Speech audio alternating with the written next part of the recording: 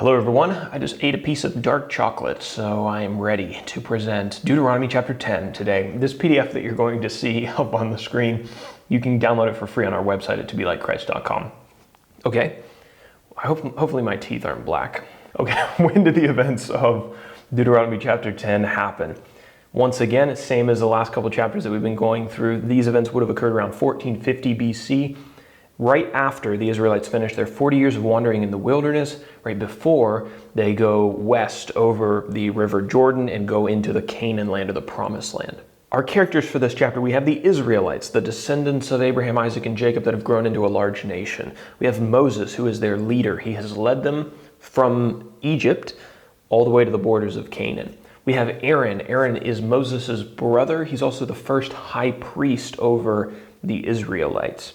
And then Eliezer. Eliezer is Aaron's son, and he was the second high priest over Israel after his father Aaron died.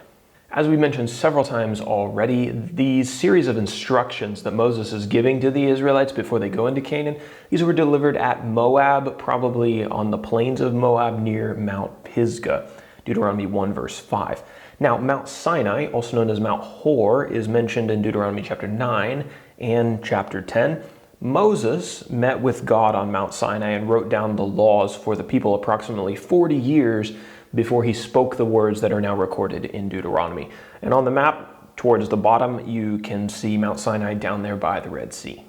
Now over to our outline. The first 5 verses, I've entitled this the new tablets for the 10 commandments. In chapter 9, Moses recounted the Israelites' disobedience to God in the event of the making of the golden calf. You remember that? Moses was up on the mountain getting God's law, and the people were down at the bottom of the mountain making an idol, a golden calf, and they started worshiping it. And this seriously upset Moses, so much so that when he saw the golden calf, he was coming down the mountain, had the 2 tablets on which the 10 commandments were written in his hands, and he threw those tablets down in his anger, and they broke on the ground. Moses opens chapter 10 by reminding the people how he and God made 2 new tablets and rewrote the law after the golden calf had been destroyed. The next short section, verses 6 through 9, we're going to talk about a new high priest after the death of Aaron. So God's mercy was shown to the people in the fact that he gave them a new copy of his law, of the 10 commandments, after they had sinned against him. And his mercy was shown again when he gave the people a new high priest after the death of Aaron. So Aaron died while the Israelites were in the wilderness, and God appointed his son, Eliezer, to take his place. And in section number 3, it's just 2 verses, verses 10 and 11, Moses pleads for the people. So Moses also reminded the people that he had to plead with God at Mount Sinai not to destroy the Israelites after their repeated sins since the time that they left Egypt. You know, you'd think that they'd seen the 10 plagues in Egypt, they'd be really faithful to God, especially immediately after they got their freedom from slavery, but that wasn't the case. And so Moses says that he had to plead with God because the Israelites were so rebellious, and of course God spared them. Moses was recounting all of these things for a purpose. It was to prove the point that he made in the last chapter. Do you remember what point he was trying to make there? That was that the Israelites were not going to inherit the land of Canaan because of their own personal righteousness, but rather they were going to be able to go into the land of Canaan because of God's mercy. And then our final section, number 4, verses 12 through 22, Moses calls Israel to faithfulness. So I want to read some of the words of Moses to you in verses 12 through 13. Moses said, quote, "And now Israel, what does the Lord your God require of you? But to fear the Lord your God, to walk in his way, all his ways, to love him, to serve the Lord your God with all your heart and with all your soul, and to keep the commandments and statutes of the Lord, which I am commanding you today for your good."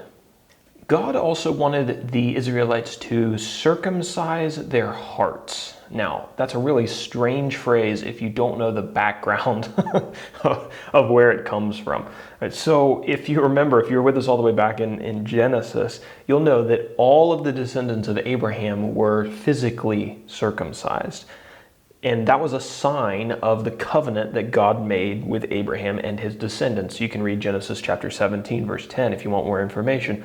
But God wanted his covenant with the Israelites to have more than just a physical or an external effect on the people. He wanted the people of Israel to appreciate his covenant with them to the point of it changing them internally in their hearts, right? For their affections to be turned to God, not just an external action, with no love in their hearts, right? But he wanted it to be internalized. So Moses then concludes this chapter by extolling God as the, quote, God of gods and Lord of lords, and calling on the Israelites to appreciate him for all that he had done for them personally and for their forefathers. And now finally, for our application, remember that the chapter divisions in our modern Bibles weren't put there by the original authors of the text, and sometimes they can interrupt the flow of thought and be somewhat detrimental to our comprehension. Now, you may not have had this problem, but one thing that I found when I was going through this chapter, especially the opening verses, was that I had a difficult time understanding why Moses was opening this chapter talking about the new tablets that were made for the Ten Commandments and Eliezer taking his father's role as the high priest.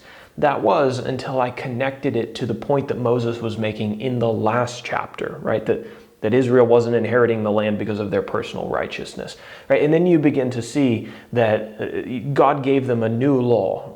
He gave them a new high priest, even after they had messed up, right? So it's connected back to the mercy of God, to the unfaithfulness of the Israelites, and it proves the point that Moses has been making since the last chapter. So it's important to watch out for those chapter breaks because they're not always put in the best place. I'm not saying I could have done any better, but they sometimes can be, they can trip us up a little bit. So our organization of the Bible into chapters and verses is very helpful, certainly. But remember, it isn't part of the original text, and occasionally you'll run across a poorly placed chapter break that splits a thought in half. You can actually buy Bibles that don't have chapters and verses, and I think that they're pretty handy for reading the text maybe as it was intended to be read as one complete story rather than chopped up sections into verses and chapters. So if you are interested in one of those, I used to have one.